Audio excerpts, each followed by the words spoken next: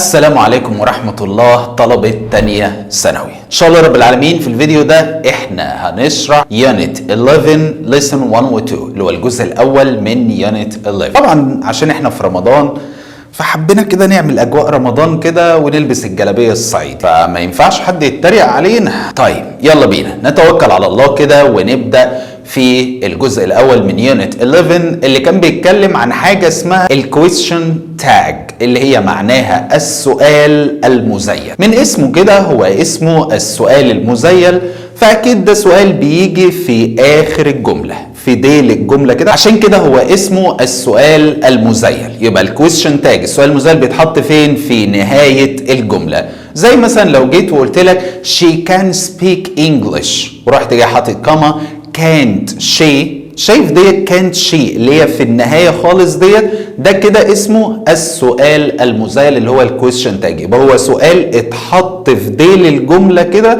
فعشان كده سميناه السؤال المزيل. طيب مهمتنا في الفيديو ده هو ان ازاي نعمل الكويستشن تاج السؤال المزيل وايه التريكات بتاعته والحركات بتاعته، فعايزك تركز معايا وان شاء الله اطلعك من الفيديو ده اسهل حاجه عندك هي الكويستشن تاج. طيب يا مسهل الحال نبص كده، عايزين نبص على الجمله اللي احنا كاتبينها فوق اللي هي she can speak English can't she، عايزين نبص عليها كده ونشوف هي بتتكون من ايه.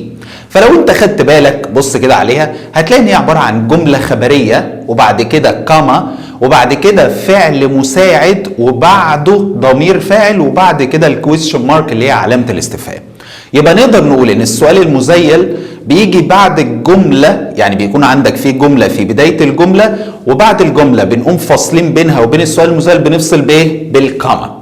بعد كده السؤال المزيل بيتكون من حاجتين، ركز بقى معايا عشان نبدا نتكلم في السؤال المزيل. السؤال المزيل بيتكون من حاجتين، ايه هما؟ فعل مساعد ومعاه ضمير فاعل. تاني السؤال المزيل بيتكون من ايه؟ فعل مساعد ومعاه ضمير فاعل. يبقى ده اساس السؤال المزيل، ولازم تتفق معايا في الاول كده على كام حاجه. اول حاجه اتفقنا عليها ان السؤال المزيل بيتكون من ايه؟ فعل مساعد ومعاه بيبقى ضمير فاعل، مش فاعل، ضمير فاعل. تاني حاجة عايزك تتفق معايا فيها، يبقى أول حاجة اتفقنا عليها خلاص السؤال المزيل بيتكون من إيه؟ تاني حاجة عايزك تتفق معايا فيها وهي إن لو الجملة الخبرية دي الجملة نفسها كانت منفية يبقى السؤال ما ينفعش يكون فيه نفي والسؤال لازم يكون مثبت. طيب لو كانت بقى الجملة مش منفية، كانت الجملة مثبتة، يبقى لازم السؤال المزيل بتاعي يكون نفي. يعني اعتبر ان هم اخوات كده، نائر ونقير. الجملة لو منفية يبقى لازم السؤال يكون مثبت، هو كده ايه بيعكسها على طول، اللي هي انت مثبتة طب انا هبقى منفي، انت منفية طب انا كسؤال مزيل هكون ايه؟ مثبت. حاجة كمان عايز اعرفك عليها، في شوية حاجات لو شفتها في الجملة فبتعرف ان هي منفية، يعني مش لازم يحط لك not بس، لا، ممكن تلاقي not، ممكن تلاقي no، ممكن تلاقي nobody، ممكن تلاقي hardly، ممكن تلاقي scarcely، ممكن تلاقي rarely، ممكن تلاقي seldom، ممكن تلاقي little. شايف كل الحاجات دي؟ الحاجات دي انت لو شفتها في الجملة تعرف ان الجملة دي ايه؟ منفية. يبقى طالما الجملة منفية يبقى لازم السؤال المزيل بتاعي يكون مثبت. يبقى تاني احنا كل ده ما اتكلمناش في اي حاجة، احنا بنتكلم في ثوابت السؤال المزيل. يبقى السؤال المزيل احنا اتفقنا على حاجتين، هو بيتكون من ايه الاول؟ بيتكون من فعل مساعد وبعده ضمير فاعل. طيب تاني حاجة اتفقنا عليها ان لو الجملة نفي يبقى السؤال مثبت، طب لو الجملة كانت مثبتة يبقى السؤال لازم يكون منفي. واتفقنا برضو ان في شوية كلمات لو شفناها في الجملة فبنعرف ان هي جملة منفية. زي ايه؟ لو لقيت not في الجملة تعرف ان هي منفية، لقيت no، لقيت nobody، لقيت rarely، لقيت seldom، لقيت عندك never، لقيت عندك not، لقيت عندك little. كل الحاجات دي لما بتشوفها في الجملة بتعرف على طول ان هي جملة منفية، فتفكر في السؤال ان هو يبقى مثبت. طيب تعالى ناخد الحاجتين اللي احنا اتفقنا عليهم دول ونطبقهم شويه في شويه جمل بسيطه وبعد كده بقى نخش على التريكات. بص يا سيدي على الجمله دي، بقول لك هنا my brother is not here وبقول لك اعمل لي سؤال في الاخر كده. طيب الاول الجمله دي هو عايز نعمل سؤال في نهايه الجمله، يبقى السؤال في ديل الجمله يبقى ده اسمه سؤال ايه؟ مزيل. السؤال المزايد قلت لك اول حاجه اتفقنا عليه بيتكون من حاجتين، فعل مساعد وبعده ضمير فاعل. حلو، يبقى هروح ابص على الجمله بتاعتي واشوف ايه الفعل المساعد عشان اخده احطه في السؤال بتاعي. فلو جينا بصينا في الجمله بيقول لك my brother is not here. شايف is ديت هي الفعل المساعد.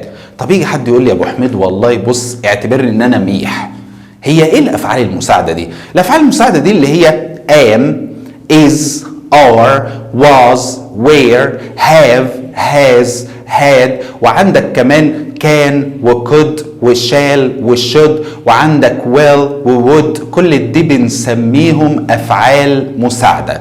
فانا عندي هنا في الجمله عندي is، يبقى is ده الفعل المساعد، يبقى اروح انقله للناحيه الثانيه. حلو، طب الجمله عندي كان بيقول لي my brother is not، هي is not مش دي نفي؟ طب واحنا اتفقنا تاني حاجه ان الجمله لما تبقى منفيه يبقى السؤال يبقى ايه؟ مثبت، صح؟ طب انا عندي هحط الفعل المساعد is، وطبعا اخليه مثبت يبقى مش هحط له not. يبقى انا كده خلصت اول جزء من السؤال المزايد. طيب والسؤال المزايد بيتكون من فعل مساعد وبعده ضمير فاعل. طيب هو الفاعل بتاع الجمله كان مين؟ my brother، صح؟ اللي هو اخويا. لما اجي اجيب الضمير منه اخويا ده اللي هو he، يبقى كده is he، هي دي كده السؤال المزين. يبقى لو جينا بصينا في الاختيارات هنلاقي is he اللي هي الاجابه B هي دي الاجابه الصح. وخد بالك ان الاجابه C اللي هي is my brother غلط. ليه؟ لانه حط is اللي هو الفعل المساعد وحطت بعده my brother. لا، المفروض my brother اجيب الضمير منها، يبقى لازم يكون الفاعل اللي هو في السؤال المزايد لازم يكون ضمير. اوعى تحطه نون اسم، لازم يكون ضمير. لا لا لا لا يا ابو حميد انا لسه مش فاهم حاجه. تعالى ناخد كام جمله نطبق عليهم كل اللي احنا قلناه وبعد كده هنزود في الريتم بتاعنا شويه. بص كده على الجمله اللي بعدها، بقول لك he is never late at school، وبقول لك اعمل لي سؤال في الاخر. حلو قوي، يبقى سؤال في الاخر ده يبقى سؤال مزين. امشي واحده واحده. احنا اتفقنا على حاجتين، اول حاجه ان السؤال المزين بيتكون من فعل مساعد وبعده ضمير فاعل. هو حاطط لي في السؤال حاطط لي بعد النقط هي. حلو، يبقى هو حاطط ضمير الفعل، يبقى انا محتاج فعل ايه؟ مساعد. طيب لو جينا بصينا فين الفعل المساعد اللي موجود عندي في الجمله اصلا، فبقول لك he is never late. مش is ده هو الفعل المساعد؟ يبقى هو ده اللي هروح استخدمه في السؤال المزايد بتاعي. طيب تاني حاجه اتفقنا عليها قلنا نشوف الجمله منفيه ولا مثبته. طيب هنا بص لي كده على الجمله، يلا ركز. بقول لك he is never. هي مش قلنا نيفر ديت من الكلمات اللي لو شفناها في الجمله بنعرف على طول ان هي ايه؟ نفي، نيجاتيف، صح؟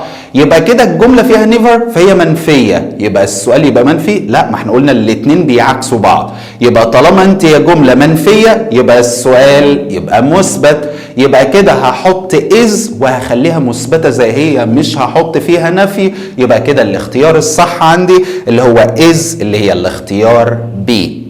لسه ما فهمتش؟ بص على الجمله اللي بعدها. الجمله اللي بعدها بقول لك لين is a clever doctor، وبقول لك اعمل لي سؤال في الاخر. طالما سؤال في الاخر يلا قول معايا سؤال في الاخر يبقى ده سؤال مزين. حلو، اللي بيتكون من فعل مساعد وبعده ضمير. انا هنا عندي الفعل المساعد اللي موجود في الجمله مين؟ بقول لك لين is، يبقى is ده هو الفعل المساعد، يبقى هروح استخدمه معايا في السؤال المزين. طيب عايز ضمير فاعل، انا بتكلم عن لين في الجمله، فاللين ديت المفروض ان هي اسم بنت، يبقى تجيب منها الضمير بتاعها، فالضمير بتاعها يبقى شي اللي هي صح؟ يبقى كده عندي is وبعدها شي. هل انا كده حليت؟ هقول لك لا، ناقصك حاجه. ايه هي؟ مش احنا اتفقنا على حاجتين؟ احنا طبقنا اول حاجه. تاني حاجه بقى لازم نشوف الجمله هل انت منفيه ولا مثبته. انا بقول لك لين is a clever student، هل في نفي في الجمله؟ لا. يبقى طالما الجمله مثبته يبقى السؤال لازم انفيه، يبقى كده هقوم حاطط لاز احط لها not عشان تبقى نفي، ويبقى كده الاجابه الصح بتاعتي اللي هي is not she، اللي هي لو جينا بصينا هنلاقيها الاجابه دي اخر اجابه خالص، هي دي اللي صح. طيب لسه برضو ما فهمتش، بص على الجمله اللي بعدها. بقول لك مريم is a clever student، وبقول لك isn't ايه؟ هو هنا برضو حاطط لي النقط عند السؤال المزايل اللي في اخر الجمله. حلو. طب احنا قلنا السؤال المزايل بيتكون من حاجتين، فعل مساعد وهو حاطه اللي هو is not وحاطط النقط بعده. طب واحنا قلنا بيتكون من فعل مساعد وبعده ضمير فاعل، صح؟ يبقى هو عايز مكان النقط ضمير فاعل. فلو جينا بصينا، طيب يا ابو حميد هو فين ضمير الفاعل في الاختيارات؟ بص بكل بساطه انا هتعامل معاك ان انت مش عارف ايه هي ضمائر الفاعل. بص يا سيدي، ضمائر الفاعل ديت اللي هي الاي، الوي، اليو، الذي، الهي، الشي، الات، كل دي بسميها ضمائر الفاعل. فلو جينا بصينا في الاختيارات فين ضمير الفاعل بقى في الاختيارات؟ فلو جيت بصيت هتلاقي الشي، يبقى هي دي الاجابه الصح اللي هي موجوده عندك في الاجابه A. يبقى قبل ما نخش بقى نصعب الدنيا فكرني كده، احنا قلنا اساسيات السؤال المزايل الكويستشن تاج. قلنا اول حاجه ان السؤال المزايل بيتكون من فعل مساعد بتروح تجيبه من الجمله نفسها، وبعده ضمير فاعل، لازم يكون ضمير مش اسم، ضمير. وقلنا ضمائر الفاعل اللي هي الاي والوي واليو والذي والهي والشي والات. حلو. تاني حاجه اتفقنا عليها ان احنا بنبص انت يا جمله منفيه يبقى المفروض السؤال يبقى مثبت، الاتنين بيبقوا عكس بعض. طب لو الجمله مثبته ما فيهاش نفي يبقى المفروض السؤال يكون منفي، يبقى الاتنين بيبقوا عكس بعض، وخلي بالك في الحته دي. تعالى بقى اما نبدا نشوف التريكات بتاع السؤال المزايل. يعني احنا خلاص احنا قلنا اساسياته، حلو. تعالى بقى اما نشوف تريكاته بس من وسط الجمل. خد بالك بقى معايا، بص على الجمله ونطلع من كل جمله التريكات بتاعتها. الجمله هنا بقول لك I didn't arrive late did A، فبرضه هو حاطط لي النقط في السؤال المزيل. حلو قوي. احنا قلنا السؤال المزيل بيتكون من فعل مساعد وبعده ضمير، هو حط الفعل المساعد اللي هو did، يبقى ناقص مكان النقط ضمير. فلو جيت بصيت في الاختيارات هلاقي ضمائر كتير.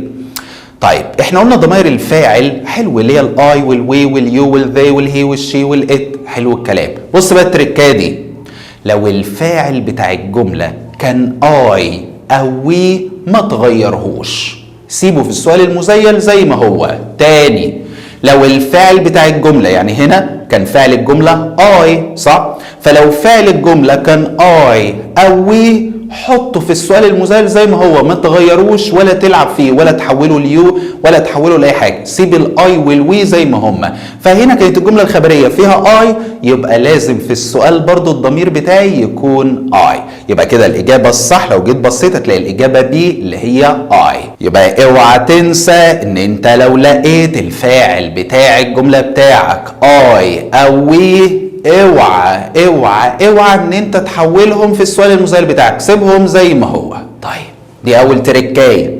تاني تركايه برضو تعالى نشوفها من وسط الجمله. الجمله هنا بقول لك ايه؟ بقول لك علي went to school yesterday، وبقول لك اعمل لي يلا سؤال مزايل. حلو. هتقول لي ماشي يا ابو حميد والله الموضوع سهل وبسيط، انت قلت لي ان السؤال المزايل بيتكون من حاجتين، بيتكون من فعل مساعد وبعده ضمير. فيلا، وقلت لي الفعل المساعد ده بروح اجيبه من الجمله. فلما تيجي تبص للجملة علي went to school yesterday، أبو حميد دي ما فيهاش أصلا فعل مساعد الجملة. أقول لك نخش بقى في التركاية اللي جاية، وهي لو أنت الجملة ما لقيتش فيها فعل مساعد تعمل إيه؟ قال لي بص يا سيدي، لو أنت لقيت الفعل بتاع الجملة هو فعل في الانفينيتيف المصدر، يعني فعل بدون إضافة، يبقى أنت كده اعرف إن أنت هتحط الفعل المساعد do في السؤال المزايل، تحط فعل مساعد اللي هو ايه؟ do. طيب لو لقيت الفعل بتاعك في الجمله كان متضاف له اس او اي اس او اي اس في اخره، قال لي يبقى كده الفعل المساعد بتاعك في السؤال المزايل هيكون does. طيب تالت حاجه، لو لقيت الفعل في الجمله بتاعك ماضي بسيط، يعني لقيته في التصريف الثاني ليه، قال لي يبقى الفعل المساعد بتاعك في الجمله او في السؤال المزايل هيبقى did. لا، ثلاث حاجات احفظهم لي زي اسمك. لو ما لقيتش فعل مساعد في الجمله بتاعتك تفكر ازاي؟ هبدا ابص على الفعل بتاع الجمله الفيرب. والله انت يا سيدي انفينيتيف مصدر، انا انفينيتيف مصدر يعني فعل بدون اضافه، يبقى هعرف على طول ان انا الفعل المساعد في السؤال المزايل احطه do. طيب هل انت يا سيدي فعل متضاف لك اس او اي اس او اي اس؟ انا فعل متضاف لي اس، يبقى في السؤال المزايل انا هستخدم does كفعل مساعد. طيب لقيت الفعل بتاعي في الجمله ولا انفينيتيف مصدر ولا لقيت متضاف له اس، لا ده انا لقيته فعل في الماضي البسيط في الباست سمبل يعني في التصريف الثاني، اقول له مفيش مشكله، يبقى هستخدم الفعل المساعد في السؤال المزايل استخدمه did. تعال نطبق القواعد دي في الجمله اللي احنا كاتبينها اليتيمه دي. فهنا بقول لك علي went to school. went الفعل بتاعك في الجمله اللي هو went. هي مش went ديت اللي هي الماضي من جو؟ دي التصريف الثاني من جو. حلو قوي. يبقى انت التصريف الثاني من جو يبقى انت ماضي بسيط، وانا قلت لك الفعل لو كان ماضي بسيط يبقى الفعل المساعد بتاعك في السؤال المزايل هيكون ايه؟ did. صح كده؟ طيب did. تعال ما نشوف بقى الجمله هل انت مثبته ولا منفيه. فالجمله علي went to school yesterday. هل الجمله دي منفيه؟ لا دي مثبته. يبقى طالما الجمله مثبته يبقى لازم السؤال المزايل يكون منفي، يبقى did ديت احط لها not فتبقى ايه؟ didn't. حلو. يبقى انا خلصت اول جزء من السؤال المزايل اللي هو الفعل المساعد. ناقص ايه بعده؟ اللي هو الضمير بتاع الفاعل. فانا الفاعل بتاع الجمله اللي انا كنت بتكلم عنه هو علي، فعلي الضمير منه اللي هو هو. يبقى كده الاجابه الصح اللي هي didn't he اللي هي الاجابه اللي موجوده عندك في الاجابه سي، هي دي الاجابه الصح. تاني، كل اللي احنا عملناه ما لقيناش فعل مساعد في الجمله، فلجأنا للقاعده اللي انا قلت لك عليها ان لو فعل في الانفينيتيف مصدر بدون اضافه يبقى هستخدم فعل مساعد do. طب لو انا لقيت فعل متضاف له اس يبقى استخدم فعل مساعد does. طب لو لقيت الفعل في الباست سمبل في الماضي البسيط يعني التصريف الثاني يبقى استخدم فعل مساعد اللي هو did. بعد كده شوف الجمله منفيه ولا مثبته. طيب تعال نبص على الجملتين كمان عشان الحته دي تثبت في دماغك. بص يا سيدي على الجمله اللي بعدها، بقول لك he always forgets his homework. الله، جمله حلوه قوي. يلا انا هنا بقول لك اعمل لي سؤال مزيل. هتقول لي ماشي يا ابو حميد والله الموضوع يعني ايه بدا يوضح شويه. فانا السؤال المزيل بيتكون من فعل مساعد وبعده ضمير، فيلا هنشوف الفعل المساعد في الاول. فتيجي تبص للجمله هي ده مش فعل مساعد، always ده مش فعل مساعد، وعندك forgets دي برضو مش فعل مساعد، فمفيش فعل مساعد في الجمله. يبقى تلجأ للقاعده اللي انا لسه قايلها لك من شويه. فلو انت جيت بصيت هتلاقي الفعل هنا forgets صح؟ فعل متضاف له اس. طب وانا قلت لك لو الفعل متضاف له اس في الجمله يبقى الفعل المساعد اللي انا هبدا استخدمه هو does. حلو قوي. يبقى انا كده عرفت الفعل المساعد بتاعي يبقى does. حلو. طيب ابدا شوف الجمله هل انت منفيه ولا مثبته؟ فالجمله هنا ما فيهاش نفي صح؟ ما فيهاش اي نفي. يبقى طالما الجمله ما فيهاش نفي يبقى هي مثبته، يبقى لازم السؤال المزيل يكون منفي عشان لازم يكون عكسها. يبقى عندي does ديت احط لها not تبقى doesn't. يبقى انا خلصت اول جزء اللي هو الفعل المساعد، يبقى ناقص ضمير الفاعل. فهنا انا كنت بتكلم عن هي، فهي دوت اللي هو ضمير الفاعل هقوم حط. يبقى الاجابه الصح هي doesn't he اللي هي موجوده عندك في الاجابه بي. تعال نشوف جمله كمان، تعال بسرعه. بقول لك هنا رامي has a sister، ورحت جاي قلت لك نقط هي. برضو عايزك تعمل سؤال مزيل. فطبعا انت تقول لي والله يا ابو حميد في الجمله هنا انا عندي النقط بعدها هي اللي هو ضمير الفاعل، يبقى انا ناقص في السؤال المزيل اللي هو الفعل المساعد. فهروح ابص في الجمله فهتقول لي عندي هذا هاز ديت هي الفعل المساعد، فاروح احطها الناحيه الثانيه يبقى ده الفعل المساعد بتاعي. وهتقول لي طبعا ان الجمله بتاعتك هي مش منفيه هي مثبته، فطالما الجمله مثبته يبقى المفروض الناحيه الثانيه السؤال بتاعي يكون منفي، فهتقوم تقول لي hasn't صح كده. وهتختار من عندك hasn't اللي هي موجوده في الاجابه سي، بس اقول لك خدت صفر قد كده. ليه بقى؟ بص على التركايه اللي بعدها وهي لو انت لقيت الفعل هاز. بص وركز معايا بقى، لو لقيت الفعل هاز مفيش بعده فعل تاني لو لقيت هاز مفيش بعده فعل تاني قول له لا، يبقى انا كده هستخدم فعل مساعد في السؤال المزيل وهو doesn't. تاني لو هاز ما لقيتش بعدها فعل تاني يبقى انت كده الفعل المساعد بتاعك اللي هتستخدمه في السؤال المزيل هيبقى doesn't. طيب برضو حاجة كمان، لو ما لقيتش هاز لقيت هاد في الجملة بس هاد مفيش بعدها برضو فعل تاني، قال لي يبقى ساعتها الفعل المساعد بتاعك في السؤال المزيل هيبقى didn't. لا مش فاهم. بص على الجملة هنا، نرجع على الجملة تاني. الجملة هنا كنت بقول لك رامي has a sister. يلا انا عندي هنا has، هل في بعدها فعل تاني؟ لا صح، مفيش فعل تاني.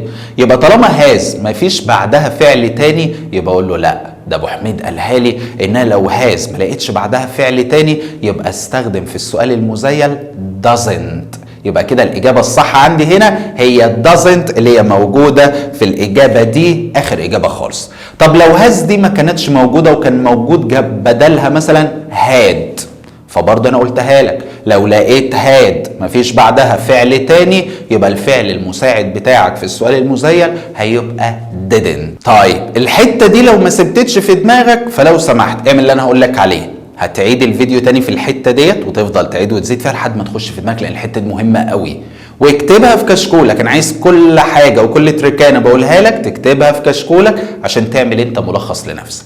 طيب الجمله اللي بعدها ركز معايا قوي فيها لان هي على نفس التركه اللي احنا لسه قايلينها. بص بقول لك علي has bought a new camera نقط هي، تقول لي يا ابو حميد ده انا هنا عندي has برضو في الجمله وانت لسه اوعى تقول انت لسه قايل لي ليه؟ لان انا لسه قايل لك ان has لو ما فيش بعدها فعل تاني حط doesn't كفعل مساعد في السؤال المزيل بتاعك، ولكن في الجمله هنا انا has حاطط بعدها bought، ما هي باوت ديت تصريف ثالث من فعل باي، يبقى هاز هنا بعدها فعل.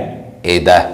طالما هاز بعدها فعل اوعى تستخدم التركه اللي انا قلت لك عليها دي، لا ده انا هنا هستخدم هاز بقى هي كفعل مساعد عادي جدا. يبقى الفعل المساعد اللي انا هحطه في السؤال المزيل بتاعي هو هاز، لكن هاز لو ما كانش بعدها فعل تاني كنت هروح ادور على doesn't. يبقى هنا الفعل المساعد اللي انا هستخدمه في السؤال المزيل هو هاز عادي جدا. حلو.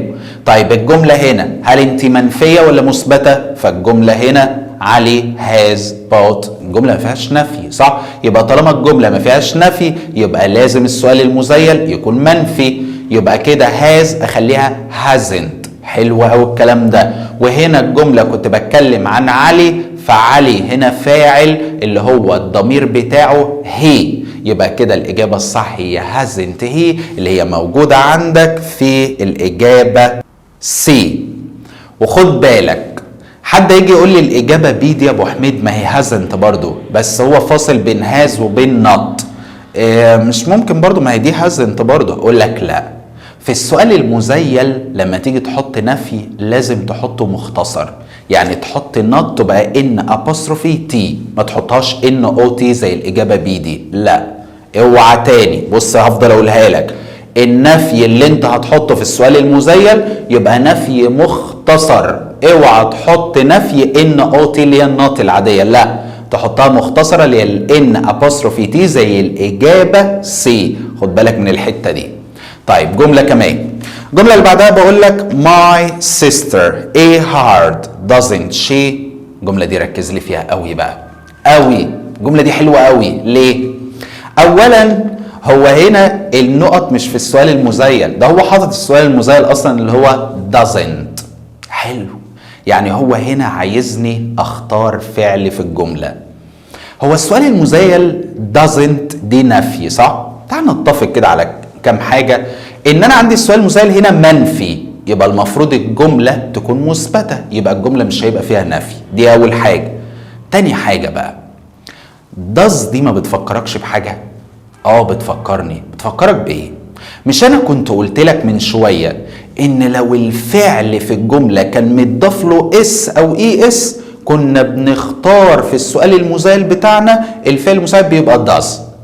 يبقى كده doesn't اللي موجوده في السؤال المزيل دي هي بتلمح لك لحاجه. بتلمحك لايه؟ بتلمحك بتقول لك ان انا الفعل اللي موجود في الجمله اصلا اللي انا حطيت على اساسه doesn't هو فعل متضاف له اس. فلو جينا بصينا دورنا على الفعل اللي متضاف له اس هتلاقي هنا الاجابه الصح اللي هي الاجابه بي اللي هي works. يبقى تاني ليه اخترت الفعل اللي متضاف له اس من الاختيارات؟ عشان لقيت doesn't موجوده في السؤال المزيل. لما تلاقي doesn't موجوده في السؤال المزيل اعرف على طول ان الفعل بتاع الجمله هو فعل كان متضاف له اس او اي اس. اوعى تنسى الحته دي. برضو خد بالك ان انت لو كان برضو شايل doesn't ديت وخلاها didn't، تعال نفترض ان doesn't اللي كانت في السؤال المزيل دي هي didn't، فdidn't وقال لك برضو اختار الفعل في الجمله هيبقى فعل عامل ازاي. ما هي didn't ديت لو اتحطت كفعل مساعد يبقى انا الفعل بتاع الجمله اصلا كان ماضي بسيط، يعني فعل في التصريف الثاني، فكان ساعتها هيبقى الاجابه الصح اللي هي worked اللي هي الاجابه سي. خد بالك خد بالك خد بالك. طيب جمله كمان احنا عمالين نزود في الصعوبه شويه عشان هي دي الافكار اللي ممكن يجيبها لك. بص على الجمله اللي بعدها، بقول لك my sister a hard does she. يلا هنا السؤال مش في السؤال المزيل ده، هنا السؤال في الجمله العاديه، يبقى لازم ابص على السؤال المزيل عشان يديني شويه تنبيهات كده. الاول بس هو السؤال المزيل منفي ولا مثبت؟ فالمفروض تقول لي السؤال المزيل ده مثبت يا ابو حميد، ما فيهوش نفي. يبقى طالما السؤال المزيل مثبت يبقى لازم الجمله كان فيها نفي، صح؟ يبقى لازم الجمله دي كان اصلها فيها نفي، عشان كده السؤال المزيل بقى مثبت، لان الاثنين بيبقوا عكس بعض. فلو جيت بصيت للاختيارات اصلا عشان تشوف فين النفي مش هتلاقي غير الاجابه دي اللي هي doesn't work، يبقى هي دي الاجابه الصح. فيبقى كده هي كان اصلها اصلا doesn't وقمت شايلها في السؤال المزيل خليتها مثبته وشلت منها النوت فبقت does. حلو قوي الكلام ده لحد دلوقتي. يبقى كل جملة بفكرة، احنا عمالين لحد دلوقتي نجيب الافكار من الجمل، احنا قلنا الاساس في الاول وبعد كده بدأنا نجيب التركات من وسط الجمل. يلا بينا بقى نكمل سلسلة التركات بتاعتنا. بص بقى يا سيدي، الملحوظة اللي بعد كده بيقول لي لو بدأت الجملة بالليتس، ليتس دي اللي معناها هيا بنا، فقال لي ساعتها يبقى السؤال المزيل بتاعك shall we. تاني لقيت الجمله بادئه بليتس في الامتحان قول له عادي عادي، ده انت جايب لي اسهل جمله، لان اول ما الاقي ليتس في بدايه الجمله اعرف ان السؤال المزيل بتاعي على طول هو شال وي. يعني ايه؟ يعني بص على الجمله دي، بقول لك هنا let's visit the Egyptian museum، ورحت جاي قلت لك يلا اعمل لي سؤال مزيل، فانت هتقول لي بص ده الجمله دي سهله جدا. ليه؟ لان هي بادئه بليتس اللي معناها هيا بنا، فطالما الجمله بادئه بليتس اللي معناها هيا بنا يبقى السؤال المزيل على طول يبقى ايه؟ shall we اللي هي موجودة عندك فين؟ موجودة في الإجابة C. طيب الملحوظة الثانية قال لي لو بدأت الجملة بنوبادي، لقيت الجملة بتاعتك بدأت بنوبادي، قال لي ساعتها هي هتنبهك لحاجة من اتنين، ايه هما؟ قال لي يبقى انت عرفت ان السؤال المزيل بتاعك هيكون مثبت، دي أول حاجة. تاني حاجة هتعرفها لك وهي ان الضمير بتاعك في السؤال المزيل هيكون they. يبقى تاني nobody لقيتها في بداية الجملة قول لها والله كتر خيرك انت عرفتني حاجتين. ايه هما الحاجتين؟ اولهم ان كده السؤال المزيل بتاعي هيكون مثبت. ليه؟ لان nobody دي نفي اصلا، فاكيد السؤال المزيل هيبقى مثبت. تاني حاجة هتعرفها لك وهي ان الضمير بتاعك في السؤال المزيل هيكون they. يعني ايه مش فاهم؟ يعني بص على الجملة دي، بقول لك nobody has arrived yet وبقول لك يلا اعمل لي سؤال مزيل، انت تقول لي عادي جدا موضوع سهل قوي. ليه؟ لان انا عندي nobody، فنوبادي عرفتك حاجتين، اولهم ان السؤال المزيل هيكون مثبت، فطالما مثبت يبقى انت هتبص على الاختيارات، يبقى الاجابه بي اللي هي hasn't اللي فيها نفي دي هتبقى غلط، والاجابه دي اللي فيها haven't برضو دي كده هتبقى ايه؟ غلط. فكده فضل عندك مين؟ فضل عندك الاجابه A والاجابه C، صح كده؟ طب تاني حاجه بتعرفها لك nobody ايه؟ ان الضمير بتاعك بتاع الفاعل في السؤال المزيل بيبقى they. يبقى طالما الضمير هيبقى they يبقى لو جيت بصيت على الاختيارين اللي فاضلين هتلاقي الاجابه الصح اللي هي موجوده عندك اللي هي have they، هي دي الاجابه الصح. يبقى اوعى تنسى nobody بتعرفك حاجتين، لو انت لقيتها في بدايه الجمله اعرف على طول ان انت السؤال المزيل بتاعك هيبقى مثبت باعتبار ان nobody دي اصلا نفي، وتاني حاجه بتعرفها لك هو ان الضمير بتاع الفاعل اللي موجود في السؤال المزيل هيبقى they، فهي هتسهل لك الجمله جدا. طيب حلوه التركايه دي، تعال نخش على التركايه اللي بعدها وهي قال لي يا سيدي لو لقيت الجمله بتاعتك هي جمله نهي. يعني ايه جمله نهي؟ يعني لو لقيت الجمله بادئه بدونت بعد كده الانفينيتيف المصدر، لقيت الجمله كده بادئه على طول بدونت وبعد كده الانفينيتيف المصدر، قال لي على طول اعرف ان السؤال المزيل بتاعك هيبقى will you. تاني لقيت الجمله بتاعتك بادئه بدونت وبعد كده الانفينيتيف المصدر اللي هي جمله نهي، اعرف على طول ان الناحيه الثانيه هيبقى السؤال المزيل will you. مش فاهم؟ بص على الجمله دي، بقول لك don't eat the whole chicken وقلت لك يلا اعمل لي سؤال مزيل، فانت في الامتحان هتقول له يا نهار اسود ده انت جايب لي اسهل جمله. ليه؟ لانه بيقول لك هنا don't وبعد كده المصدر الانفينيتيف اللي هو eat، فالدونت وبعد كده الانفينيتيف المصدر، هتقول له على طول ده انت كده مسهل لي الدنيا. السؤال المسهل على طول هيبقى will you، اللي هي موجوده فين؟ موجوده عندك في الاجابه سي. طيب بص بقى التركه اللي بعدها، يبقى احنا خلصنا وعمالين ايه نرسم تركات. التركه اللي بعدها بتقول لك ايه يا سيدي؟ بتقول لك ان انت لو لقيت الجمله بتاعتك بادئه بالانفينيتيف المصدر على طول. يعني ايه مثلا؟ قلت لك open the door please او open the door افتح الباب، فانت المفروض الجمله لما تبدا باوبن فده جمله بادئه بفعل في الانفينيتيف المصدر، صح؟ طيب قال لي بقى لو انت لقيت الجمله بتاعتك بادئه بالانفينيتيف المصدر، يعني دي جمله امر imperative، تعمل ايه؟ قال لي هتفكر تفكيرين، هتفكر في حاجه من اتنين. لو كانت الجمله دي هي طلب مهذب، طلب مؤدب كده بتطلبه من حد تاني، لو كانت الجمله دي الهدف منها هو طلب مهذب كده، قال لي اعرف ان السؤال المسهل ممكن تعمله بايه؟ يا اما will you، يا اما can you، يا اما could you، يا اما would you، اي حاجه من الاربعه تنفع. طب لو كان الامر دوت او الجمله دي كانت عباره عن امر حازم، امر كده لازم تعمله من باباك من مامتك، فقال لي ساعتها هيبقى السؤال المزيل حاجه من اتنين، يا اما can't you يا اما want you. مش فاهم حاجه، صح؟ انا لو منك مش هفهم حاجه.